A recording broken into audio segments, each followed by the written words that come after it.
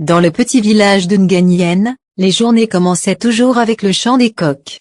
Le ciel, encore teinté de bleu foncé, se préparait à laisser entrer le soleil. Les premiers rayons illuminaient les cases de paille, les arbres de baobab et les sentiers sablonneux.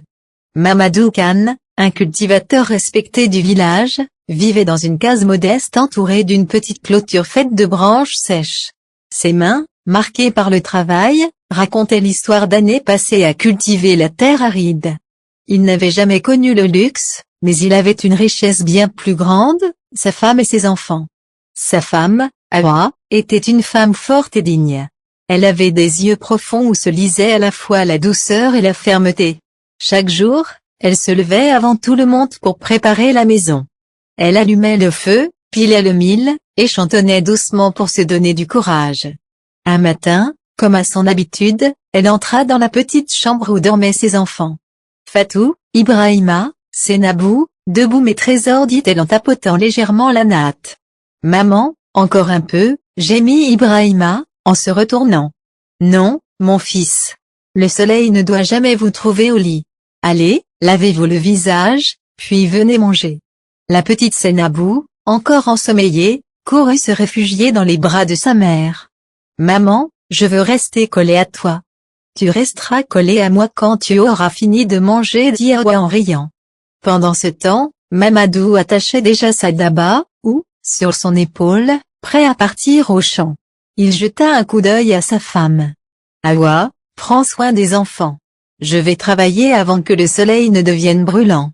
Que Dieu guide tes pas, Mamadou, répondit-elle, comme chaque matin. Après le petit déjeuner, souvent du mil écrasé avec un peu de lait cueilli, les enfants partaient à l'école. Ils marchaient pieds nus, leurs ardoises sous le bras. Awa les regardait s'éloigner avec fierté. Un jour, mes enfants deviendront grands. Et ils se souviendront que leur mère a souffert pour eux.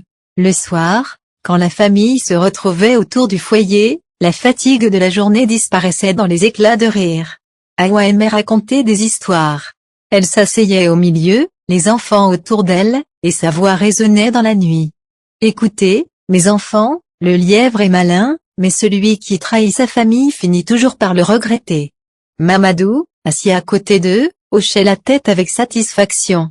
Dans ces moments-là, il se disait que malgré la pauvreté, il avait une vraie richesse. Le village de Nganyene était d'habitude paisible. Les journées s'écoulaient lentement, rythmées par les travaux des champs, les allers-retours au puits et les marchés hebdomadaires. Mais un matin, une nouvelle secoua tout le village, une femme riche venait s'installer. On disait qu'elle revenait de Dakar, qu'elle avait fait fortune dans le commerce, et qu'elle avait décidé de bâtir une grande maison dans ce petit coin reculé. Cette femme, c'était Sokna Daba. Lorsque ces camions arrivèrent, chargés de briques rouges, de sacs de ciment et de meubles modernes, tout le village se rassembla pour regarder. Les enfants couraient derrière, criant de joie. Les femmes chuchotaient entre elles. Et, regardez-moi ces voitures. On dirait qu'on est en ville. Elle doit être très riche pour construire une maison pareille ici. Une femme seule avec autant d'argent, ça, c'est rare. En quelques semaines, une grande maison sortit du sol, murs solides, toit en toile brillante, clôture haute avec un portail en fer forgé. Devant, un grand manguier donnait de l'ombre, et 2 chaises modernes étaient posées pour accueillir les visiteurs. Lorsque Sokna Daba s'installa enfin, vêtue d'un magnifique boubou en basin, orné de bijoux en or qui scintillaient au soleil, les habitants étaient bouche bée. Elle avait une allure imposante, une démarche fière, et son parfum se sentait à plusieurs mètres. Le marché de Nganyene devint son terrain favori. Chaque fois qu'elle venait, elle attirait tous les regards. Elle achetait sans marchander, distribuait parfois de l'argent aux enfants, et riait d'une voix qui faisait tourner les têtes. Les hommes du village ne manquaient pas de commenter. Voilà une vraie reine. Celui qui l'épouse n'aura plus jamais de soucis. Une femme comme elle mérite un homme fort. C'est à ce moment-là que Sokna Daba remarqua Mamadou Kane. La première rencontre. C'était un jour de marché. Mamadou, vêtu d'un vieux boubou propre mais usé, vendait un petit sac d'arachides qu'il avait récolté. Le soleil tapait fort, et il essuyait son front en attendant un client. Sokna Daba s'approcha, un éventail à la main. Elle observa Mamadou de haut en bas. Sa carrure solide, Son visage sérieux et son regard franc la frappèrent. « Toi, tu es Mamadou Khan, n'est-ce pas ?» demanda-t-elle, avec un sourire. « Oui, Sokna, répondit-il respectueusement. « Tu es un homme fort, mais dis-moi, pourquoi t'épuises-tu à vendre un si petit sac d'arachides? Tu vaux mieux que ça. » Mamadou baissa la tête, un peu gêné. « La terre est dure, Sokna, mais c'est la seule richesse que je connais. » Sokna éclata de rire, un rire clair mais un peu moqueur. « La terre, Mamadou? Elle te donnera quoi? Quelques repas et des habits troués. Un homme comme toi mérite une vie meilleure. » Elle lui tendit un billet flambant neuf. « Tiens, garde ça. Pour moi, ce n'est rien, mais pour toi, c'est peut-être beaucoup. » Mamadou hésita. Son cœur battait fort. Mais la main tendue de Sokna, ornée de bracelets en or, brillait au soleil comme une tentation. Finalement, il prit l'argent, en murmurant. « Merci. » À partir de ce jour, Sokna trouva toujours une raison pour croiser Mamadou. Un jour, elle lui offrit un téléphone portable. Comment un homme moderne peut-il vivre sans téléphone? Tiens, garde-le. Comme ça, tu pourras m'appeler quand tu veux. Un autre jour, elle lui achetait un beau boubou bleu. Regarde-toi, Mamadou. Tu es grand, fort, mais tu caches ta prestance derrière des habits déchirés. Mais ça, et tu verras que tout le monde te respectera. Petit à petit, Mamadou commença à passer plus de temps au marché, et moins de temps dans ses champs. Les soupçons d'Awa. À la maison, Awa remarqua vite les changements. Elle vit son mari rentrer tard, avec des habits neufs, un téléphone dans la poche, et un regard qu'elle ne reconnaissait plus. Un soir, elle osa lui demander. « Mamadou, d'où viennent tous ces cadeaux? Qui t'a donné ce téléphone ?» Mamadou répondit sèchement. « Ce ne sont que des choses, pourquoi poses-tu tant de questions ?» Awa sentit son cœur se serrer. Elle baissa les yeux, et dans le silence de la nuit, elle murmura. « Seigneur, protège mon mari de la tentation. » Les jours suivants, le village entier commença à murmurer. L'arrivée de Sokna Daba, la femme riche, ne passait pas inaperçue. Les femmes au marché parlaient d'elle comme d'une reine, ses bijoux en or scintillaient, ses boubous en basin venaient de Dakar, et son parfum restait suspendu dans l'air bien après son passage. Un soir, alors que Mamadou rentrait des champs, fatigué et couvert de poussière, il aperçut la voiture brillante de Sokna Daba garée à l'ombre du grand baobab. La portière s'ouvrit, et la femme riche en sortit lentement, ses talons enfonçant légèrement le sable. « Mamadou, » dit-elle d'une voix douce, presque mielleuse. « Sokna Daba, que fais-tu encore ici ?» demanda-t-il, surpris. « Je t'attendais. J'ai pensé à toi toute la journée. » Mamadou fronça les sourcils. « Pourquoi?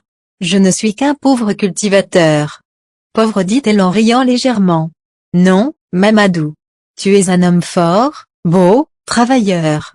Ce que tu n'as pas, c'est parce qu'on ne t'a jamais donné la chance de vivre autrement. » Elle s'approcha, posant doucement sa main couverte de bagues sur son bras. « Viens avec moi, Mamadou.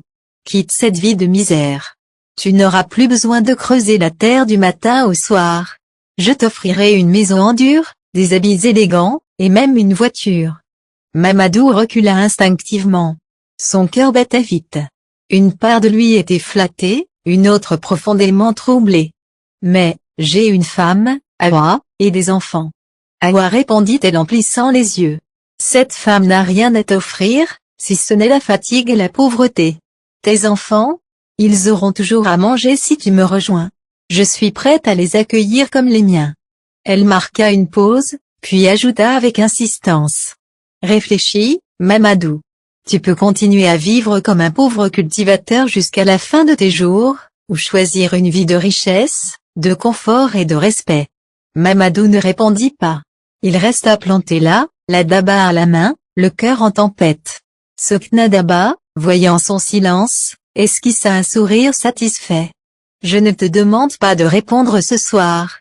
Mais sache que ma porte t'est ouverte. » Elle remonta dans sa voiture, laissant derrière elle un nuage de poussière parfumée. Cette nuit-là, Mamadou ne trouva pas le sommeil.